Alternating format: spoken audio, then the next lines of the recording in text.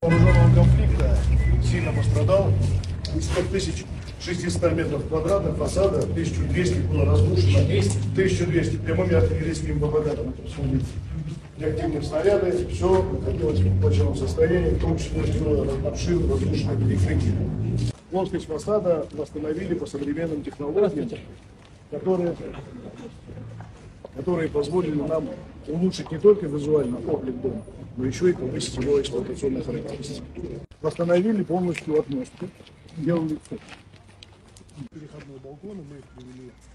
На сегодняшний день мы уже приступили к завершению работ, работаем на переходных балконах. По просьбе жителей мы меняем конфликты. Хотелось бы отдельно поблагодарить руководство, компанию, которая занимается данными работами. Имеет известный высокий профессионализм. Хорошо сделали. Отношение к нам, к жителям. Огромное спасибо.